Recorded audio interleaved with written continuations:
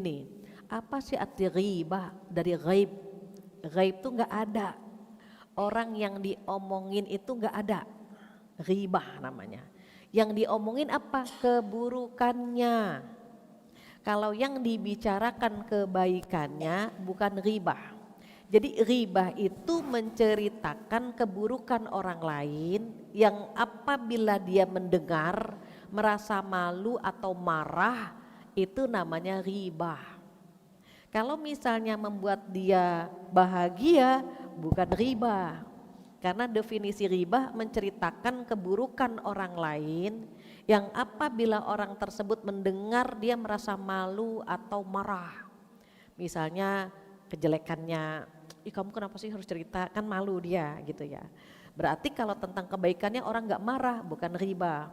Bu, ibu diomongin, katanya ibu cantik, nggak dia marah. Siapa yang bilang aku cantik? Nggak kan. Nah, bu, ibu diomongin, katanya ibu jadi istri solehah, nggak marah kan kita, bukan riba namanya.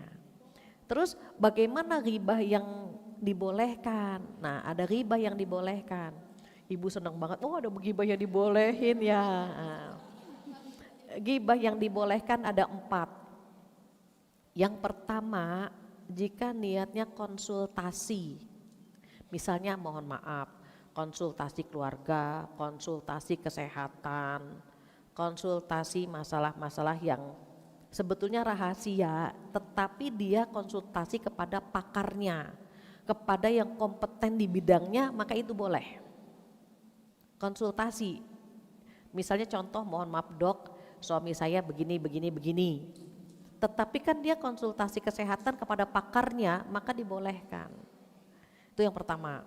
Atau konsultasi rumah tangga kepada psikolog gitu ya.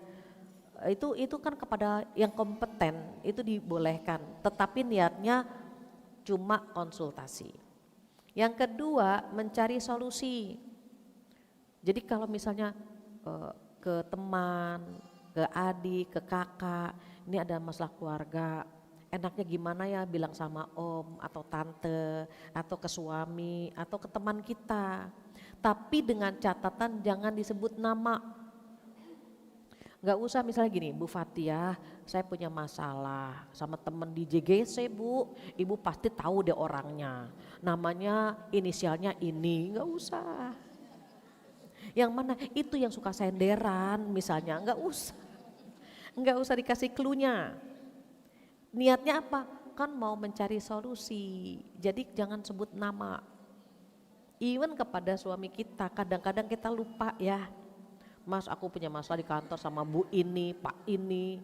Jangan, kenapa? Kadang-kadang suami jadi ikut benci sama dia. Padahal suami gak kenal sama dia. Anak kita ngadu, aku benci banget sama yang namanya ini. Kita gak kenal kan sama anak itu, tapi ikut benci gitu. Makanya diusahakan tidak menyebut nama karena memang mencari solusi. Yang ketiga, kepada orang yang terus terang melakukan kebatilan, dia bangga dengan dosanya dia. Kenalkan ya, saya preman di sini kalau udah minum bisa 3 botol. Dia terus terang dan bangga gitu. Jadi kalau kita misalnya, bu kenal gak sama preman yang suka minum 3 botol? Itu bukan ngerumpi, karena dia sudah memproklamirkan ya. Sama halnya misalnya di televisi ada jumpa pers dan seterusnya, terus dia bilang, aku gak nyangka loh goyangan misalnya kecengklak aku, goyangan gitu ya. Itu dia terus terang dan bangga dengan goyangan-goyangan dia, ya udah kita nyebut dia sebagai goyang ini enggak dosa. Kenapa? Kan dia yang mengucapkan langsung dan dia bangga gitu. Kan banyak sekarang ya goyang-goyang pertukangan tuh ya, yang martil, yang ini itu gitu ya. Jadi kalau dia ngucapin ya enggak dosa. Kenapa? Karena keluar dari lisannya dia sendiri kan begitu. Yang keempat, boleh ngerumpi jika niatnya untuk menyelamatkan seseorang. Mbak, kalau bisa jangan bergaul sama Ibu Fulan.